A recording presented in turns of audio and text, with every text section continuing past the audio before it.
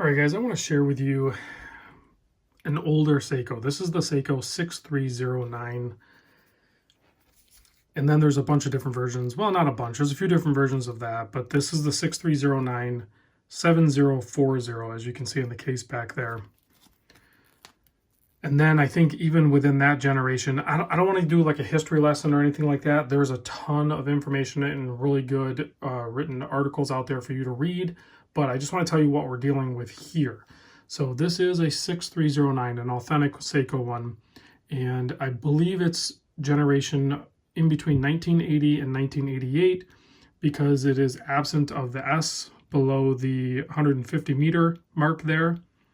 And then there's other information down below the 6 that would indicate that it is that generation. So there's articles in history and everything like that. Go search that stuff up if you want to check that out. So this is my buddy Josh's watch. He sent it in because he picked it up. I don't remember where he picked it up. And you can pick these up secondary market. I mean, you have to be careful because there's a ton of fakes out there and like Franken watches and everything like that. But if you can find an authentic used one that's in serviceable or wearable condition, and again, this is a snapshot in time, but I would say around $300. Now this watch is, I'm not typically into used watches or vintage watches, but you guys know I have a slight history of killing turtles. And I like turtle watches, mostly because they're good donor watches for SKX builds. But this watch, although similar to the turtle, definitely has a totally different case shape. It's shorter lug to lug and everything. And I could see wearing this way easier or way before I would wear a turtle. If Seiko would do a one-to-one copy or one-to-one reissue of this, I would wear it. I would buy it and wear it. I don't think they have done it. And then what I mean is they haven't done it in the exact same way this is constructed. The way some of these older dive watches, although it's probably too expensive to construct them this way now, the way this one was done is better. I think it's just better. It's easier to service. The parts make more sense. So you can tell they streamline things for mass production for current times. So the case size on this, let's talk about that real quick. The case width here is about 43.5. I get just over 43.5, but 43.5 millimeter. The lug to lug is 45.3. The thickness is 12.5. The lug width, I believe, is supposed to be 22. I measured it like 21.9-ish right in there. And it's going to come with this style strap. Typically, I think this is called like the GL81 or something like that. But basically, just go over to Uncle Seiko and pick up a reproduction one that he makes and strap it on there. So find a good watch, a good deal on one, and then just go for it, I think. The bezel on it is a 60 click bi-directional, and it feels amazing. I don't know when Seiko transitioned away from this, and I don't know why they did. This thing feels so good. This is what Seiko should be known for, is this bezel action and things actually lining up. It is stiff enough that it's going to hold its indication, and I know that dive bezels should be, one direction only, but when they're done like this, I think you're pretty much good to go. I know it's maybe not ISO certification, maybe that's when they changed and everything, but nonetheless, I like this one better. So there's different ways that it's put together, the case and the crystal and everything, because I ended up taking it apart, and Josh wanted different hands on there, so I updated the hands. And don't freak out, because I know we just turned it into a Franken watch, but the hands that were on it were like full-on fuzzed out, corroded, like just garbage. I mean, like legitimate, not like cool patina or like that. Like they were just junk, so they needed to go. So we put a different handset on here, but I keep running into a problem, and I still have this problem taking it apart and putting it back together with the crown system. I really like this crown system, but it's giving me problems even now. So I'm going to try it again, but it has a really nice screw down crown. Feels amazing. The threading and everything is amazing. Has a nice little pop to it, and I don't know how old the gaskets are. So first selection here is going to be your day and your date, and then your second or your last position is going to be your non-hack. It does not hack.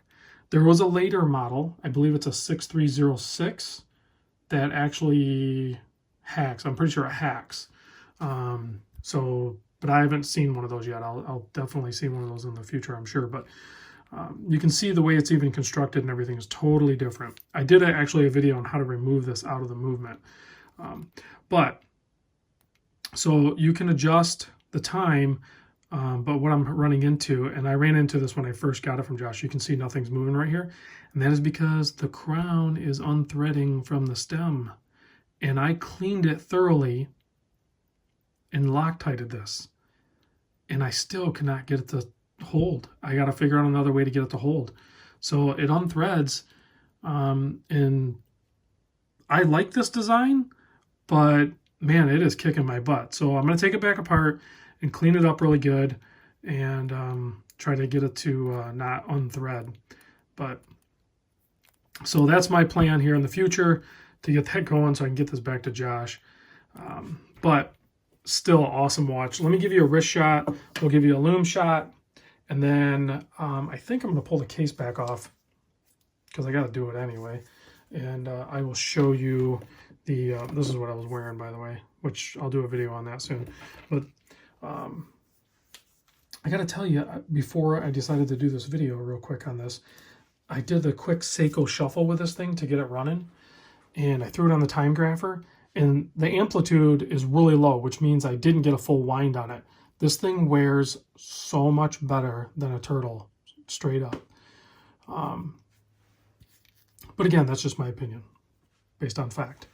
So on the time grapher, this thing is darn near a flat line. It basically bounces in between. Now, if I got a full wind, it would act different, but it basically bounces in between -5 and +5. So it's kind of like almost flatlined. It's almost zeroed out. And that was just with a quick little Seiko shuffle and getting it going. So pretty dang killer. And this is all, as far as I can tell, everything looks original on this. This is, I think, if you're going to be looking for a 6309 automatic movement, 7 jewel, all that good stuff. This condition here, I think, would be considered, in my opinion, pretty good. I don't think you're going to find like new old stock or anything like that. This, if you're lucky, I think you'll find one in this good a condition right here. So let me give you a loom shot with the new hands. There is still some loom on the dial, but the hands are going to outperform it by far. So the loom on the dial is definitely depleted. I know on video that's showing like it's actually loomed, but right now all I see is the hands. The dial I don't see hardly at all. So let me pop the case back off and you guys can have a look at that. As you can see here, there's definitely a little bit of corrosion in there, but, and I've shown this on video on how to remove the crown and stem, but there's, let me see if I can zoom in. So once you unscrew it, there's a little pusher right there. So you just take a little tool and you push that in, and then you'll be able to slide that right out. But there's also this metal retaining thing in here. It's just, they were constructed so much better, I think. You know, they were metal. There weren't any plastic or anything like that. So I guess the old saying's true. They don't build them like they used to. The new watches are built amazing, but the high production stuff, they definitely streamlined production and just made things quicker, and plastics were used and tolerances kind of opened up and things started not lining up good, and that's the way it goes. But it kept the prices down for us because they're still actually pretty affordable, some of these Seiko watches that are out today. But like I said, I'm not a vintage guy, but I would definitely be on the lookout for a good 6309. All right, guys, thanks for watching. Big thanks to Josh for trusting me with this watch, and I will talk to you soon.